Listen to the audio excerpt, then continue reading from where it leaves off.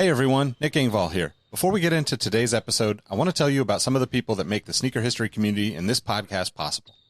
It's more important than ever to think about who you give your money to when you're buying clothing to go with your kicks.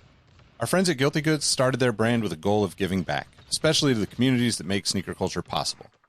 With every purchase from Guilty Goods, at least 10% of the proceeds are donated to organizations like Big Brothers and Big Sisters, the Susan G. Komen Foundation, the Movement for Black Lives, and many more. You can save 30% on your order by using the code HISTORY at guiltygoods.us. Again, that's history at guiltygoods.us for 30% off, and you can feel good about your purchase knowing you're supporting a meaningful cause. Sneakers are all about presentation, and if you're like me, displaying your kicks at home or in the office is just as important as when they're on your feet. Sneaker Throne makes sneaker display cases featuring customizable LED lights, drop-side cases to showcase the entire side of the shoe, not just the heel or the toe, the whole shoe. They've also got display cases for trading card collectors and hat collectors. To me, it's the perfect way to display your collection. You can save at least 10% on your Sneaker Throne order by using the code HISTORY at sneakerthrone.com. That's history at sneakerthrone.com. If you're a Patreon supporter or a member of our Discord community, you already know about Kicks with V hot sauce and his small batch, locally sourced hot sauce. V has been one of the biggest supporters of sneaker history and the podcast since the early days. He's currently the defending champion in our community trivia nights competition. Kicks with V hot sauce has been a huge hit with the community. You can save 10% on your order by using the code SneakerHistory10 at kickswithvhots.com. That's SneakerHistory10 at kickswithvhots.com. Now, you're probably here because you like sneakers, and if you join the Discord, you know our community is about so much more than that. Whether it's the marathon-like community calls, trivia night debates, the in-person meetups, or just sharing our favorite experiences, we found that although we have such different backgrounds, we all have some unexpected shared passions. Not only does the entire community look out for each other when it comes to releases, we're like a support group for life in general. You can join the Discord community for free by heading to the show notes of this episode. After you're done listening to this episode, tell someone you like their kicks today. You never know how far a simple compliment can take you, and we all know how good it feels to have someone show their appreciation. Now let's get into today's episode.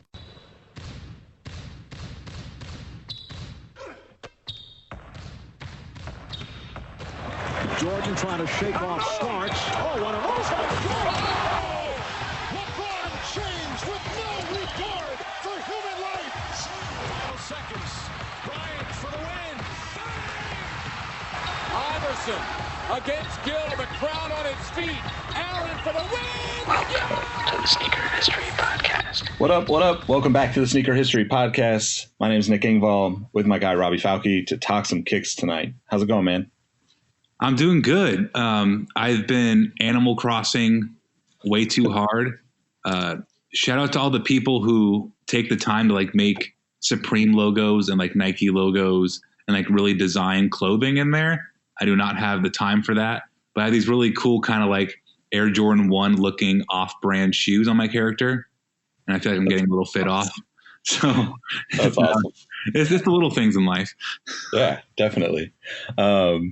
So before we get into this episode, basically we're just going to read a review from iTunes as we usually do. If you got a minute, leave us a review over there. It helps us reach a new audience, and that's really what we're trying to do here, just build the community around the podcast. So last review I want to read is from M. Allen, and is 3 fire emojis.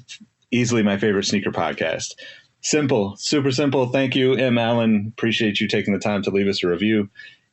Again, if you got 30 seconds, 60 seconds, hop on over to iTunes and just write us a quick review. If you're looking for more from the Sneaker History crew, definitely check out our Patreon, patreon.com/sneakerhistory. We're a little behind, but we do drop content and extra episodes over there, and we're going to revamp all of that here in the next few days. So keep an eye on that towards the end of this week for sure. So I think we should just jump right into it, right? This episode, we want to talk about LeBron's retros, now that we know that the LeBron 8 is supposedly returning. So I'm going to let you take it from here, Robbie. Before we dive too far into it, this thinking aloud here, we're already starting to get LeBron retros. We got the first kind of Jordan retros in 94 with the first Jordan dropping in 85. So that's a 9-year gap, right, between the first and the retro. A lot of people, when LeBron's first started retroing, I believe in 2018, a lot of hoopla about it being too early. And I remember some people even saying the line isn't good. Like this LeBron hate, right? Like Skip Bayless type stuff on the internet. It's like, why are you retroing LeBron shoes? He's not MJ. But now after like a good 2 years into this retro saga, I've never been quite so happy with retros consistently. And you could probably speak more to this. You probably have more like, Penny Hardaway retros and Griffey retros and Pippen retros than I do. But, I have a lot of the first run LeBrons and now these retros, and none of them have been really crappy materials. They all went back to the original branding. There's been like minimal changes. Like on Air Zoom Generations, they like changed the piping on some of them or the lining on some of them. But for the most part, the LeBron line hasn't had to deal with, I want to say, growing pains of how to handle a retro from having like a mid-top Jordan 1 or, like a line of Jordan 6 lows, just like playing with the line more. LeBron's been more straight to business when it comes to his shoes. And I think that is the way, obviously Kobe's gone, but with emphasis on improving the original design. But I think all these modern Nike basketball players, Kevin Durant, Kyrie, Paul George, all of their retros, whenever they do come down the road, aren't going to mess around with as many like hyperfuse Griffeys and, Jordan 7 lows and, Pippen 7s, or they make new models for the line. I think they're really going to keep true to what the original shoes were. And that's incredibly powerful for people who want to get retro product and really feel like they have something that they missed out on when they were younger or didn't have the means at the time. But to really get a faithful retro of like the first game Air Zoom generation, the first time they do it, is a really cool direction for Nike, I think. I totally agree. Like you said, the hate towards LeBron's shoes is it's just the typical, like you said, Skip Bayless or whatever. Like LeBron obviously has had a tremendous career already. He's, sold who knows how many, dollars worth of sneakers over the past, going on 20 years or whatever. But to me, it all stems, from the kind of like Jordan LeBron debate, which is unfortunate because I don't necessarily think that I just don't think that even comparing those two guys they just play so differently. They do such different things. We've talked about it on plenty of episodes, so I won't go too far into it, but I hope that you're right when it comes to the kind of offshoots from the lines. One of the things that like I could never understand is if you're going to make a LeBron or, using Pippen or Penny Hardaway, if you're going to make a shoe that's a signature model after that player has been long gone, like who actually buys that? Is it just the fan of that player?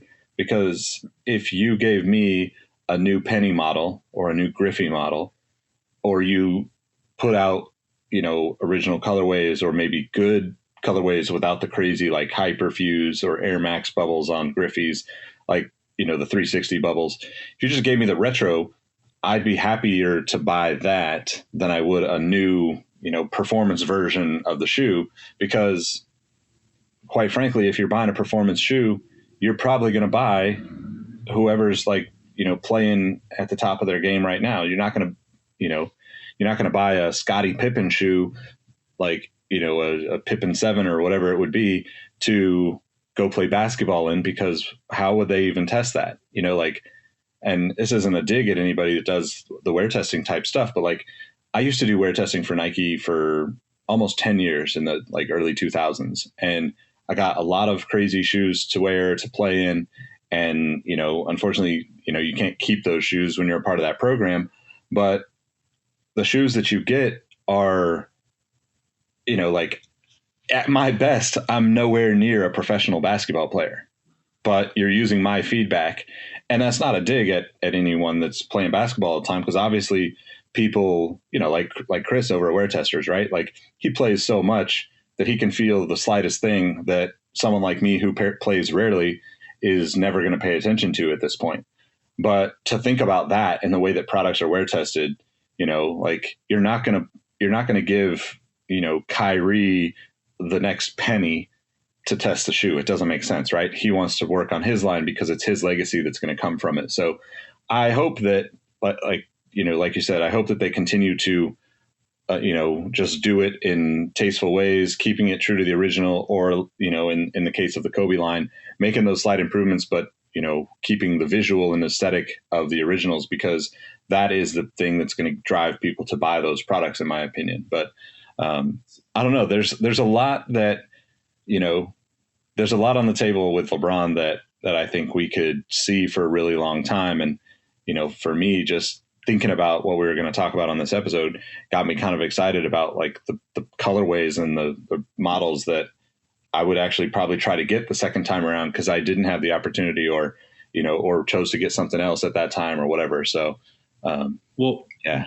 What's crazy about it, and I think you brought up a lot of good points in your in your counter argument or your counter statement to mine, and a big one is players at the top of their game. So that's a big similarity between, I think, when LeBron hangs them up, it'll be a big similarity between LeBron and MJ, is that they were always elite. Wizards MJ was never, Bulls MJ, but he still put up 27 points a game, and he was still an effective player. I think LeBron's never going to have a point where he's Vince Carter, for example. Unlike Scottie Pippen, who rode out, weird years in Houston, and same with Charles Barkley. And then, like Penny Hardaway is a great example, him like messing around with Phoenix and the Suns, Phoenix and the Knicks towards the end of his career. Like they were still wearing shoes that like weren't even their signature shoes anymore. So you can like fuse those. You can do a lot of weird things when there's weird times in players' careers. Yeah, most definitely. And, like it's not a diss to those players, but they're not in the conversation with the face of Nike, right? Like LeBron is absolutely, depending on the sport, if he is the face of Nike, and Jordan is the face of Nike. I think you would argue that Griffey, of all those people, for his run and his heyday, Griffey was running shit, right? Yeah. I mean, that's definitely a valid, conversation, because there is so much going on around Griffey and just the changing of baseball as a sport. I think that's also, kind of going back to what you said about LeBron, always everybody hating on LeBron. The sport, all the sports have grown massively in the past 20 years. So nobody's coming into a sport and changing it the way Griffey or Jordan did, because, or Iverson even, right? Like, Mike brought, people into basketball to play the game and sneakers and all of that conversation. But Iverson like brought hip hop to the game of basketball and connected it, because that was real and genuine, because that's the music we were listening to when he was coming up. Not, like I always get into that debate about Jordan, because he was not your stereotypical, like, fit for the sport, I guess is the best way. Cause he seemed to be like a different, it's like And One, right? Like And One is kind of like quintessential basketball to me over Nike, even. Maybe not now, but like it's relatable because we played, street ball. We played wherever we could play when we were younger. And that to me was more real than Michael Jordan, even though like, obviously, I wanted to be like Michael Jordan. Everybody did. Right. But that whole thing was kind of, I think is, you look at the other players that we're talking about, Penny, Pippen, any of those people that might have had a signature line that lasted a handful of years and jumped to different squads to kind of see what else they could pull off.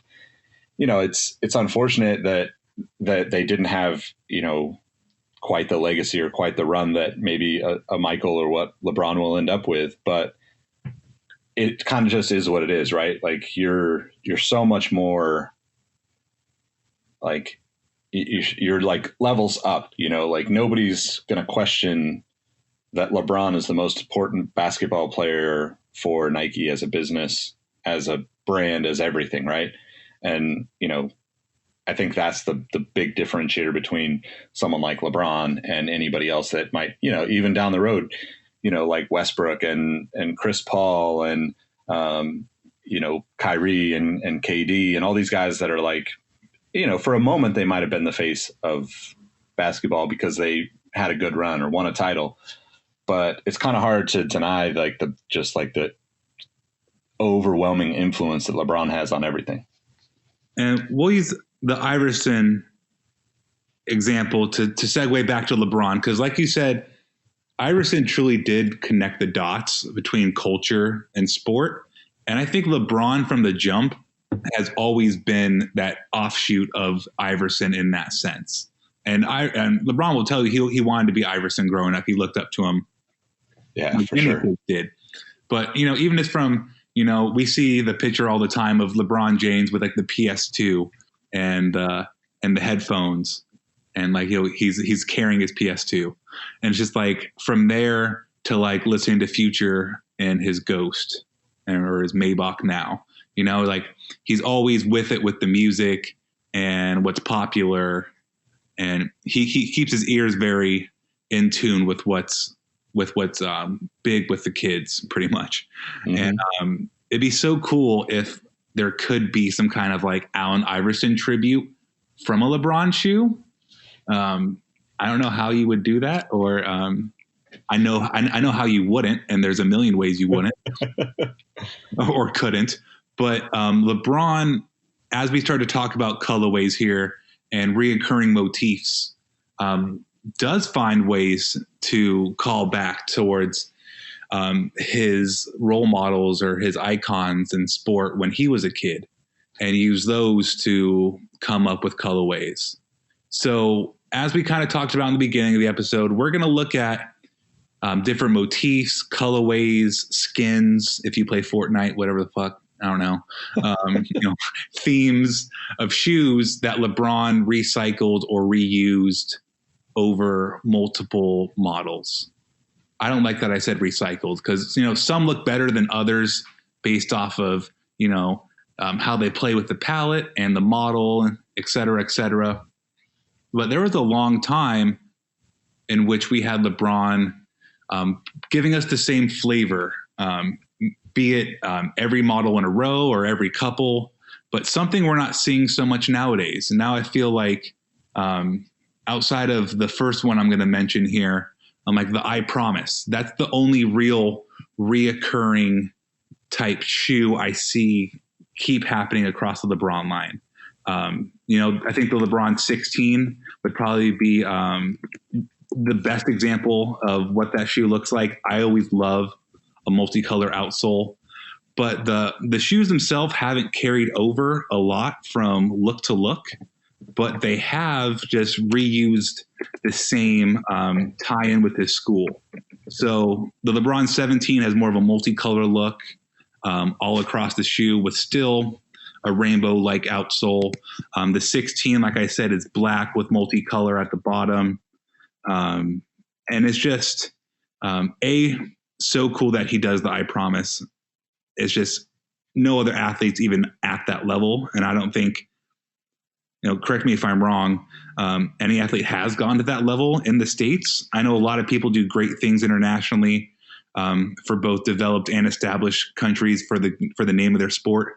But starting an entire school based off of it, and even if you want to take it one step back, there's the James Family Foundation colorway of the LeBron 15, which I believe that's a part of the I Promise school. So 3 models in a row, ultimately paying tribute to education and growth. And I think that's probably the most powerful message you can make in sport is the education aspect of it that commonly gets forgotten in the NCAA and, all the glitz and glamour towards the sport. But, if you don't have a brain on top of your shoulders, you're not much of a person. So true. I mean, I think that's a kind of going back to the debate of LeBron and Michael for me, I can't dismiss what LeBron has done off the court. And if I think about those things, it's hard to look at Michael and feel that he did all that maybe he could have. So, I don't think anybody's really touching LeBron as far as like what he's able to do, with his success. I can't think of another athlete that's on that level. I mean, you might be able to find somebody in, like a Cristiano or a, Messi or somebody that's in football overseas, but definitely in the States, I don't think anybody's touching LeBron with that stuff. But so, I mean, they can get close, but then I know Ronaldo's had, some legal troubles, and I'm pretty sure Messi didn't pay taxes or some crap somewhere. Maybe it's another soccer player. I know some really famous soccer player got caught not paying taxes. LeBron doesn't do any of that. LeBron is just for being so squeaky clean and still cursing like a sailor. LeBron is a full ranged human being. It's always funny because he looks so it doesn't look like he curses a lot, but if you listen to LeBron in anything that isn't a game interview, he is a potty mouth. So truly is a potty mouth. So keeping with the school theme, the next one here, we actually got a retro release earlier this year, and it's the Fairfax colorway, which is Fairfax High School, California, I believe, right? Yep. So black or white, whatever base you want to use, but it's red and yellow. Think McDonald's. We had the LeBron 7 Fairfax release, but for many, many years, the Fairfax colorway and line were some of the most coveted samples, I would say, of LeBron's, of the market, the underground market that was LeBron samples for a good 7 years, where they were just being traded around like playing cards when you don't understand how there's all that stock of shoes. Big shout out to fraudulent sample orders. But here, across almost every single model, but just some highlights for me. The LeBron 9 Fairfax, obviously the release 7, a huge slept on model. The LeBron 5, that Fairfax edition, it has, the red strap, the nice bold red color blocking alongside the white and yellow. But just that LeBron 5 particular in that Fairfax colorway is probably the cleanest 5 ever made, to never release or to be released. But the LeBron 6, the LeBron 3, LeBron 11, it goes on and on. It goes over to the Soldiers too.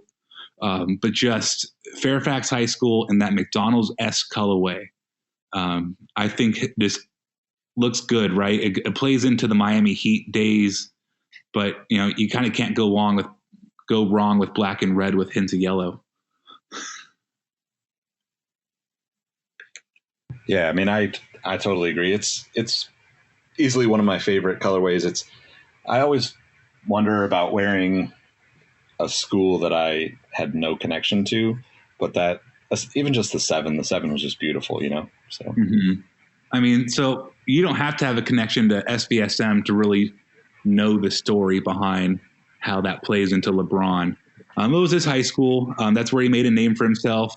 I'll never forget. And if you haven't done it before, go watch the ESPN telecast of him in high school with Dick Vitale and Bill Walton doing the play-by-plays.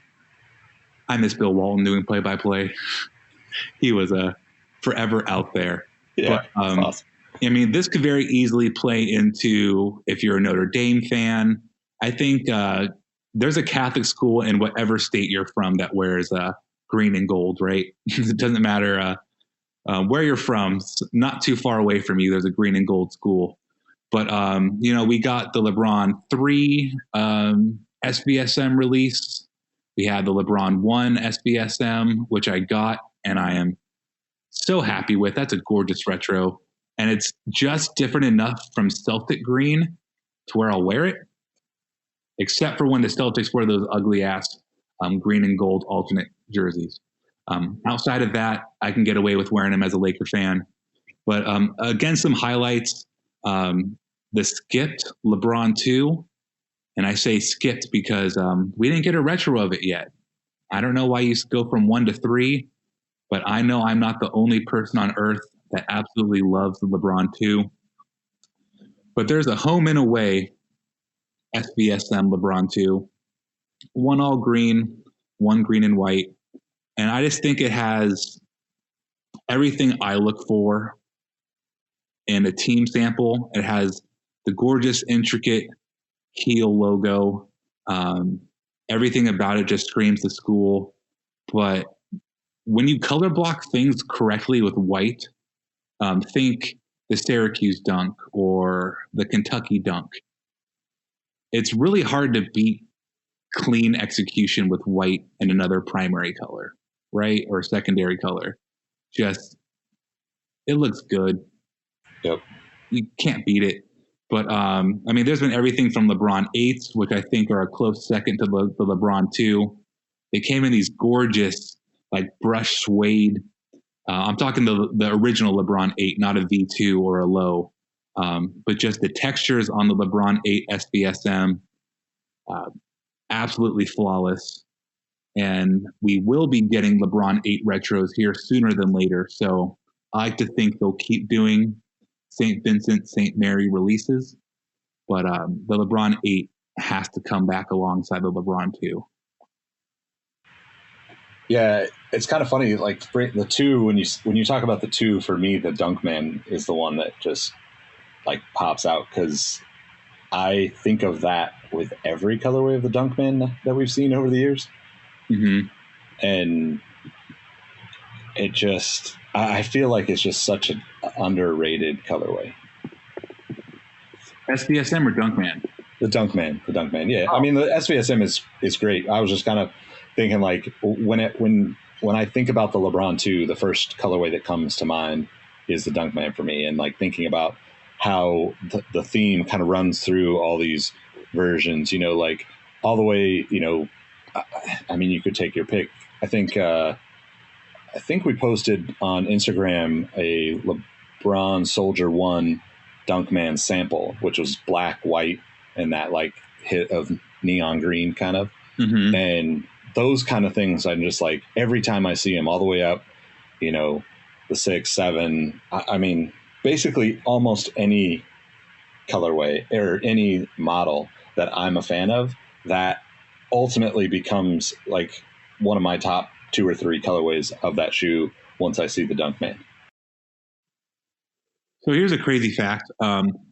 There's a Dunkman 2 low release of a Dunkman colorway. So, I mean, it's kind of weird to think of the LeBron 2 coming in low, but they did. And there's a really gorgeous 2 low colorway with Dunkman. And goddamn, that's just, you're right. I mean, when it's the kind of storm gray, white, and electric green, like, you already know what it is. It's the Dunkman. It's just so pretty. Yep. And it's really cool to have the Dunkman, right? Because, you know, Swingman for Ken Griffey Jr., like the swinging type motion logo. And then obviously the Jumpman for MJ. Having LeBron's Dunkman is kind of like, you know, his own, you know, F you, Jordan. I have my own signature dunks too, which I would honestly say LeBron's best 5 dunks rival, if not beat MJ's 5 best dunks. When you put moment into it, it changes. But how many people has LeBron just completely jumped over in game? Like, he jumped over Tim Duncan. He's 7 feet tall. In game, I believe in the playoff. I actually scratch that. He dunked over Tim Duncan twice. I know that for a fact. Like, multiple dunks over one of the best defenders of all time. But the Dunkman stuff, interestingly enough, you know, if you're a sample fiend, you already know this. But there's like Air Max 90, Air Max 95. I want to say even Air Max 1 Dunkman samples. And I am wrong. Yeah, there's also that what it was like the Trainer 1 Max that they did. I don't remember when that was. Maybe like like the 1.3 Max. Yeah. Big like ass air bubble. But I mean the Dunkman, I mean, when you close your eyes and think about it, you think of the gray, white, and electric green. But I would argue that the LeBron 7 Dunkman is probably the best looking release of all of them. It's just black and electric green. Why we did not get this shoe retroed in 2020 or 2019 is beyond me. I would love to see that shoe return. I bet you a lot of listeners right now, just hearing LeBron 7 Dunkman, had a light bulb go off that they have not had illuminate in a very long time. But that's a forgotten LeBron that I think is, when you look across the whole spectrum of LeBron releases, I mean, I'd put it probably top 50, Dunkman 7. Yeah, for sure. I mean, and the Dunkman low too, the 7 was like white with the gray and green. I mean, just I also think it's really cool that, like you mentioned it in some of the others, that they continue that in the Soldier line, because I think, there's always a disconnect between like your primary signature line and that secondary signature line for these athletes, right? The guys that get the secondary lines are few and far between, but sometimes you just see it and you're like, okay, well, I don't remember which Kobe, is which, right? Because so many of them look so similar, and you don't see them talked about on the blogs the same way that you would like the regular signature model. But with LeBron's, throwing the Dunkman colorway on them, and like you said, the Fairfax and such, the main signature line, in my opinion, is better because those Soldier colorways supporting that whole overarching narrative that exists for the LeBron line, it only makes it better, in my opinion. I'm so happy you said that, because I will forever keep arguing the LeBron MJ thing, but Jumpman line versus, Jordan brand, for example. So like Team Jordans versus Retro Jordans. I would say there's not a bigger split in people who just like retros than people that don't like them in any other kind of footwear, like multi-line denomination. Like myself included, I have never owned a Team Jordan. I have zero interest in it. I know a lot of old heads love them, and they think, Robbie, you're a poser. Like, you're not really about that life. But I'm in it for the retros. I want to see what Mike wore, or continues on through his spiritual line. And when you think like the 34 and stuff, there's some overlap where people like both, but I would say for the most part, not to be tough, but nobody cares about Team Jordans. But not only is the Soldier line good, I would say it's probably one of the more viable hoop shoes year after year after year on the college, middle school, high school, youth rec league level. They're always affordable. They're always available. They're performance oriented, and they're good performance oriented. Most of the time you think of a takedown model and it's not that good, but just the easiest example of it is LeBron wears those shoes for the most part, and historically in the playoffs. He trusts those models in the most high leverage moments in his season. And you cannot say the same thing when it comes to the like Mamba mentality and phenomenon and instinct. And there's more Kobe lines out there I can't even think of. Kobe workout, I think was one from like the mid 2000s. But none of those have a candle to what LeBron does with the Dunkman. With the Soldier line. For sure. I 100% agree. So with that, thinking kind of more towards, I would say, just thinking more towards the last couple of Dunkmans I want to touch on.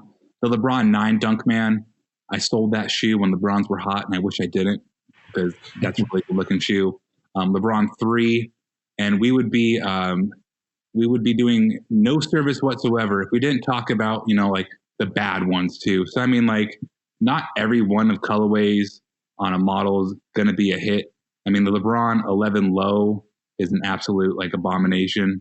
Dunkman, that should not be included in the line. And I think the worst of the worst is the 8PS postseason. It's this bright silver. The 8PS didn't do so hot. I had a pair that Hyperfuse ripped very fast. It was not a durable shoe, but just this bright green and silver joint is not doing it for me. I would say not doing it for a lot of people. Next up here, though, to kind of switch over to, I would say probably the most versatile and easy cop out, if you want to call it a colorway. But LeBron's had them in such consecutive releases and so frequently throughout the whole lineage of his shoes, is this the standard blackout. Like for Jordans, all you really have is like, Black Cat 4, Black 3s. What are those ones called? Are they Black Cat 3s too? Yeah, Black Cat 3s. Maybe like the 13. Yeah, the 13 and the 6. But LeBron, 2, 6, 8, 9, 15, 11, 10, and there's more than that. But just, I think that kind of plays into LeBron being in tune with music, because, the most illustrious blackout LeBron is the LeBron 7 Black Album, the Jay-Z tie-in. And I think the all black everything plays into how LeBron loves Jay-Z and loves music and wants to, ingratiate that with his footwear. And I think a lot of people would agree that all black shoes is just like battle ready, hip hop, ready for war. I guess all white and all black are both hip hop, but when it comes to like all black, there's just something tough about it. I don't know. But his shoes have always looked really good in all black Air Maxes from like Air Max lines typically look good too. Like an all blacks Air Max 90 never goes out of style. And I think the various LeBron releases kind of play into that same, I said played on like 8 times in one shoe. So I'm sorry about that. But they do, man. It's just like it mixes together so well, all black LeBron and his shoes. Yeah, I agree. I think there's so many good versions, even the Soldier line. I think is it the Soldier 10 that had the 3 straps? Yes.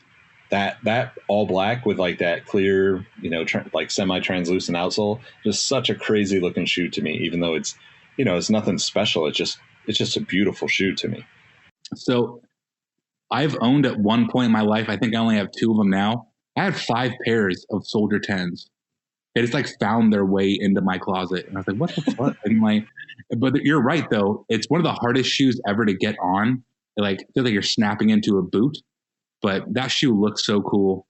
But this other signature LeBrons with the blackout motif, again, the LeBron 8 blackout might be the best of all of them. The 8 is just so in tune with what a basketball shoe needed to be at that time and what, popular aesthetic and performance was. The LeBron 8, almost every colorway on that shoe was just untouchable. But, the 8, there's going to be a random throw out there, but the 15 low, all black, that's a fantastic looking shoe. If you have to go be a waiter or you have to go serve buckets at 8, that's going to be a great shoe for you. when you have work at 6 and a pickup game at 8 a.m., you're ready to go. Yep. But there's a LeBron 6 blackout that looks really good too. A Soldier 9 to kind of keep going on to what Nick was saying. But a 13 low, I would have never thought I would say a 13 low looks good. But there's about 3 or 4 really good colorways on that model, and the blackout would be one of them. But I think it's also – oh, go ahead. Sorry. No, go ahead. No. I was just going to say, I think it's also really interesting that the LeBron blackout line, although they called it something different, but like I think of like the Kith collab on the 15, right? The suit of armor is basically a blackout version. And to put that colorway into such a high energy, in theory, off court, even though I know it's the performance version of those releases or whatever. But it really speaks to like how much the blackout colorway is embraced by LeBron and Nike, right? Mm-hmm. I mean, when they embrace something and they lean into it and they put effort into it, there's nothing Nike can't do. And you can just tell, not to take shots at any particular shoe, but when there's real thoughtfulness behind a release and when there's not. And LeBron's had both the high end and low end of that spectrum. But when they're cooking in that innovation kitchen, they're really cooking. True. Next colorway here, I would say is probably the most beloved, and it's the Hardwood Classics. The LeBron 7 Hardwood Classic will forever be, I would even say, top 25 all-time Nike shoe. I mean, you can go whatever way you want. You can go the blue suede, you can go with the blue with the white, you can go with the orange and the white. I don't care what colorway. Lump that all into one big ball. But LeBron 7 Hardwood Classic, untouchable. I don't think they'll retro those for a very, very long time, just to keep letting passion for that look stew a little bit longer.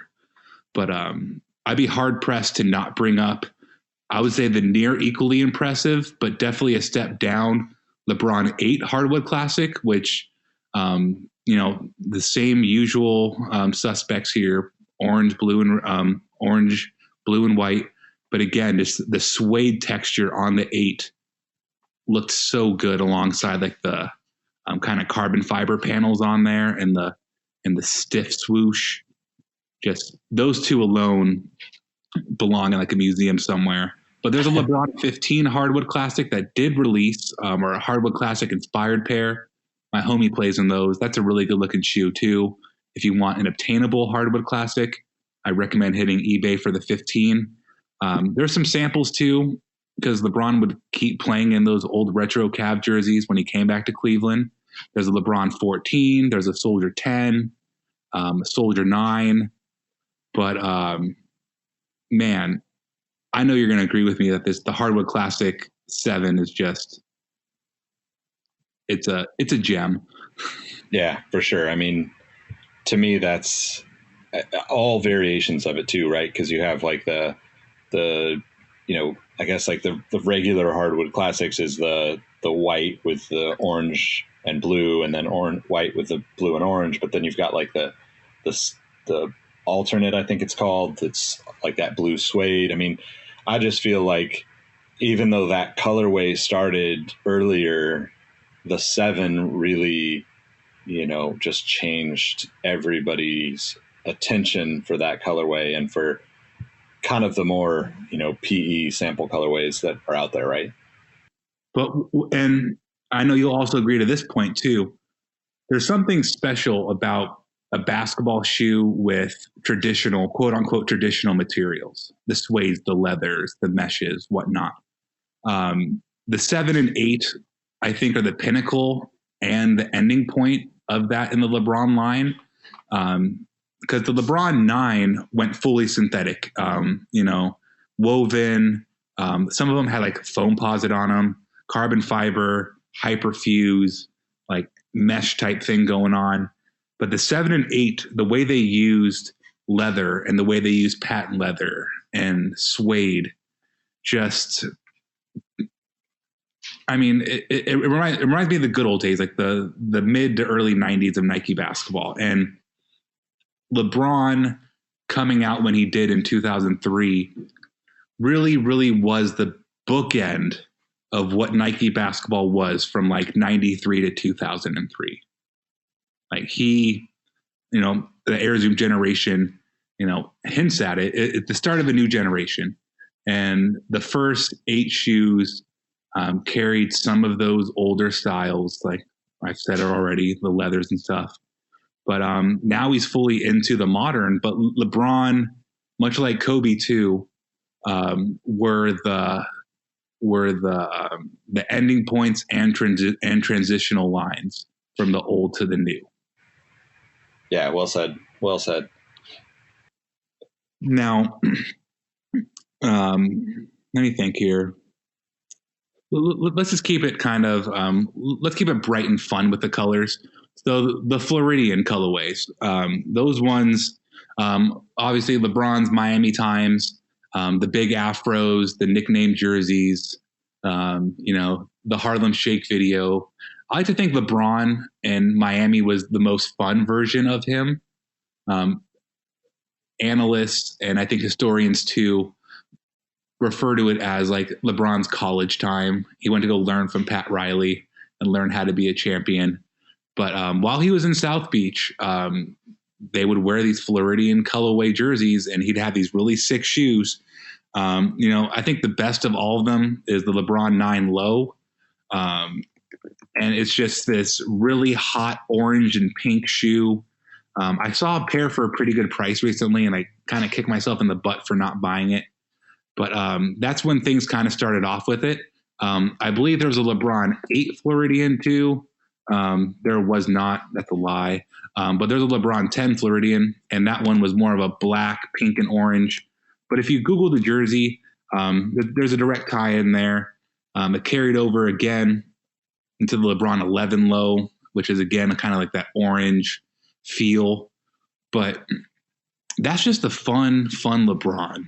And much like the fun times in LeBron's life, we don't get to experience all of it because there's like some really, really cool white-based Floridian LeBron 10 samples that he wore on court. I would love to see those released when they retro the shoe. They kind of have like a Diana Taurasi Phoenix Mercury feel. But with, I was just going to say that. Yeah, but with like South Beach. But man, like that bright orange, and I'll kind of even throw in like the LeBron Palmer 9 Lows, just like the really bright South Beach colorways that were not the preheats. It's really fun shoes. Yeah, I mean, I think obviously I'm a big fan of orange, but the 9 Low, like you said, with that bright orange and pink is just one of those shoes that is so loud that it just feels like summer on your feet. Like that to me is the quintessential like Floridian, colorway. Mm-hmm. And man, I mean, I would never want to live especially right now, live in Florida. But at that time, man, him and D Wade, there's been great duos, and I don't think those two get enough recognition for all-time duos. I think maybe 10 years from now, it'll get brought up more.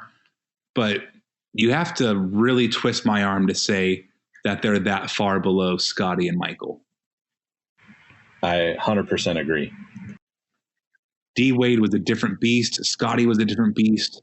But LeBron in Miami, just the most physically dominant specimen that isn't Shaq or Wilt Chamberlain, I think.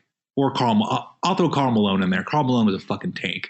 So, but LeBron at that time, man, just the most unmatched speed, strength, and athleticism I've ever seen. Just ungodly cheat code stuff. He got better every year. And I feel like we all get better. Or you should get better every year. With that, the birthday line. So these ones are definitely far underneath the radar because they never really released. The only one that did is probably the most recognizable of the bunch. It's the LeBron 4 birthday, which looks just like the Hardwood Classic type color motif, but they're not, but they are, but they're not. They came with like a birthday whole thing. So let's just keep calling them the birthdays, but they're, blue, white, and orange. But the unknown ones are these brown leather LeBrons. So the LeBron 2 and LeBron 3. LeBron 3 had suede and leather. The 2 was just more leather. But like dark chocolate brown shoes are probably the hardest ones to find in basketball. And these two, I think if they were to release, they would actually sell pretty well. They remind me a lot of like the Anthony Hamilton, if you want to use like a mental comparison. like Anthony Hamilton samples of Air Jordans. The LeBron 2 and 3 birthdays look very much like those. But just brown isn't for everybody. Would you wear a brown sneaker, Nick? Would you wear brown?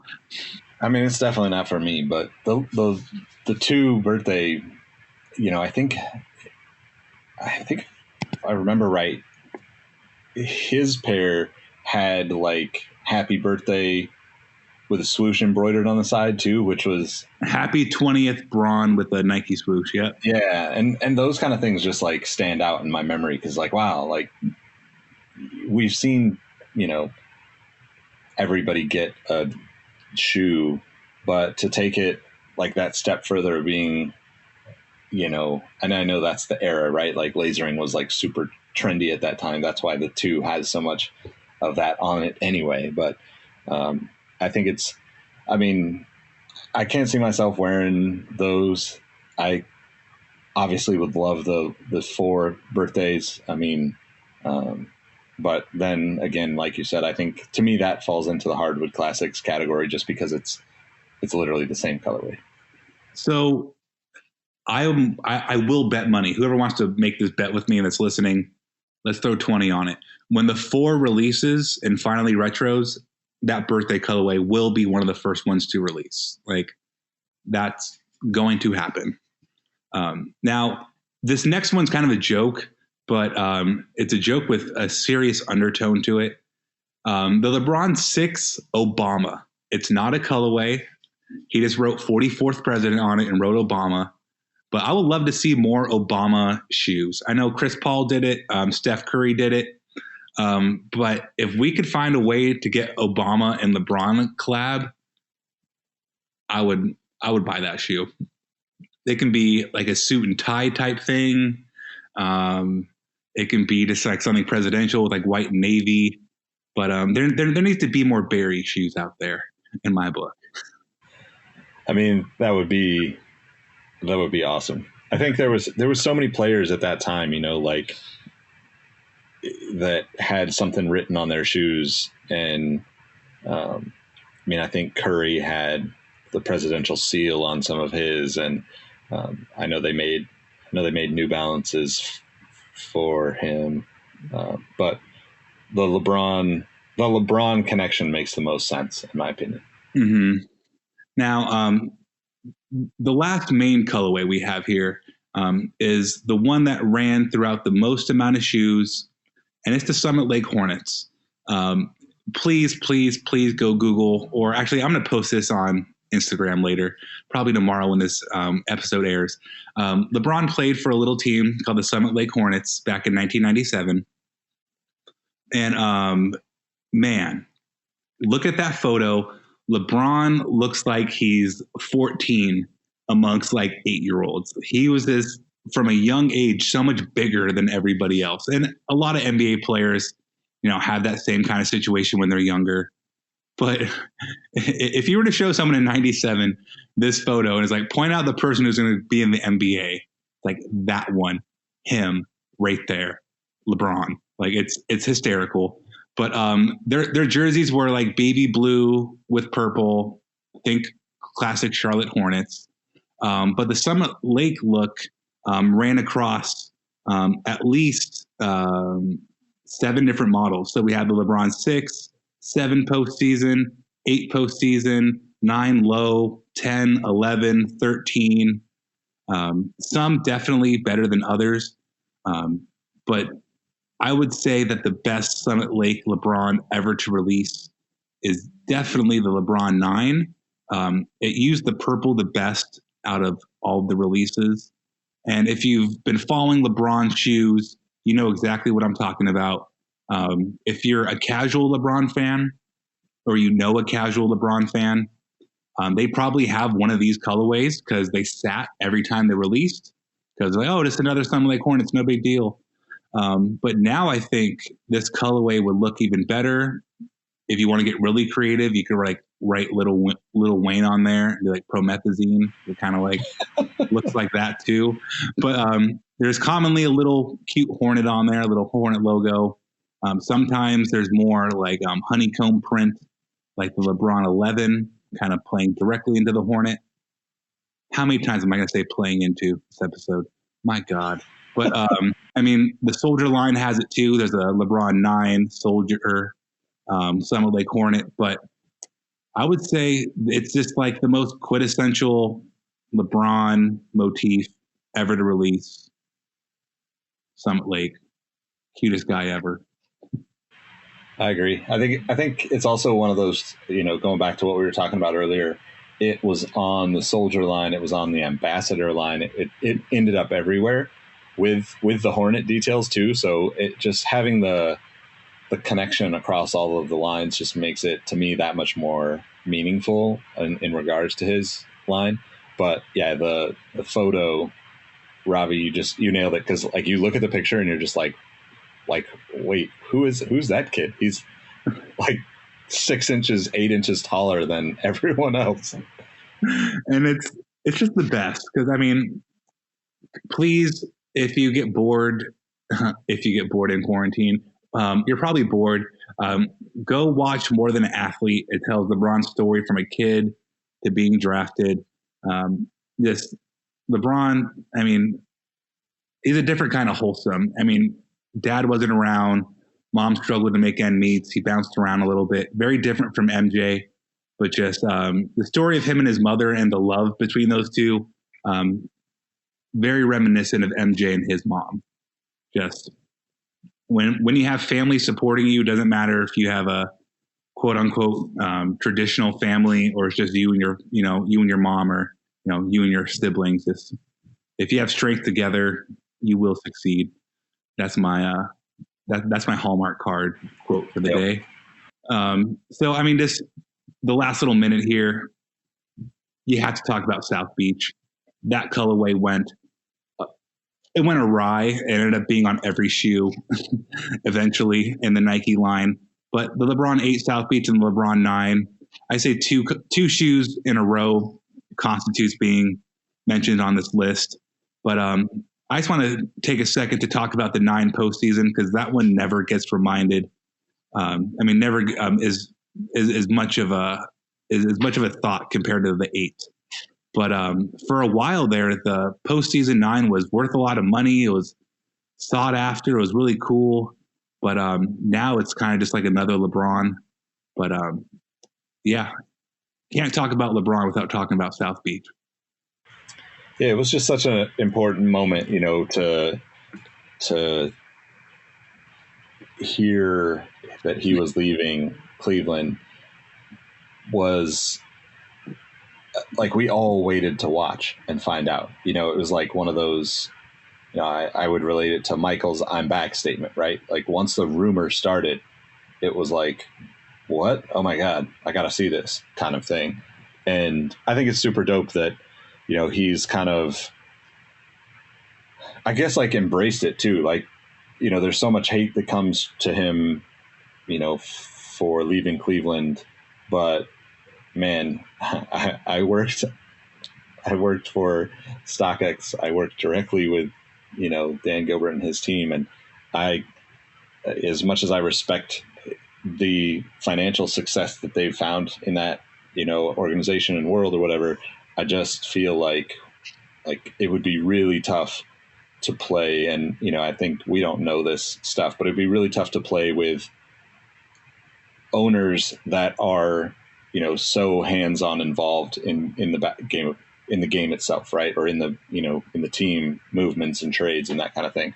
So I have, a lot of respect for LeBron leaving, even though I think, people make fun of him, for having the whole special, but it was such a big deal. And I think it was important for him to, take the opportunity to have that conversation on, ESPN when, you're the focus of what's going on in the league at that moment. Everybody wants to know because it changes the dynamics of everything. Right.